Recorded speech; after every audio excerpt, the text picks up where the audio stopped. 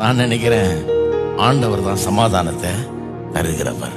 இதை பற்றிலாம் கவலைப்படவே கூடாது. எவனும் நினைச்சு பேசிட்டு போ, நீ பேசி உனக்கு ஒன்றும் ஆக போகிறதே கிடையாது. நான் இன்னும் கேட்டேன், நான் கண்டுபிடிச்சது என்னன்னா, இவங்கெல்லாம் பேசி தான் நல்லா இருக்கிறேன். நான் பேசின பிறகுதான் நல்லா இருக்கிறேன். அதையெல்லாம் மேற்கொள்ளவும் கற்றுக்கிட்டேன். போ, பேசிட்டு போ, உன் வாய் வலிக்கு நீ பேசிக்கோ. பேசுறதுனால அவன் தான் கேடுறான் பாருங்க, நம்ம கெடுறது இல்லை. பேசுறவன் தான் கேடுறான். அதுதான் வேத வசனத்தின் சத்தியம். பேசுறவன் தான் தண்ணியை கெடுத்துக்கிறான். அதனால நம்ம நிம்மதியா இருக்க கத்துக்கணும். இதெல்லாம் இந்த மெய்ப்பர் கத்துறாரு பாருங்க. இவர் இந்த சமாதானத்தை தர்றாரு. பல்வேறு தொல்லைகள் வாழ்க்கையில, பல்வேறு தொல்லைகள் இருக்குது. எத்தனை தொல்லைகள் இருக்குது.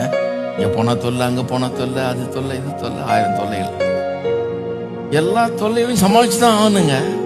தொல்லை இல்லாத உலகம்னா செத்து பரலவம் பண்ண பிறகுதான். இந்த உலகமே பல்வேறு தொல்லைகளால் நிறைந்திருக்கு. தொல்லை இல்லாத உலகத்தை எதிர்பார்த்தீங்கன்னா அப்படிப்பட்ட ஒரு வாழ்க்கை கிடையாது. தொல்லைகள் நிறைய இருக்குது. அந்த தொல்லைகள் மத்தியில ஒரு அமைதி, அதுதான் கிறிஸ்தவ வாழ்க்கை இல்லையா? தொல்லைகள் மத்தியில ஒரு அமைதி. சுழல் காத்து அடிக்குது பாருங்க, ஊன்னு அடிக்குது, பயங்கரமா இருக்கும். அது சுத்தி இருக்கிறதெல்லாம் போட்டு கிழிச்சு ஒரு வழி ஆக்கிடும்.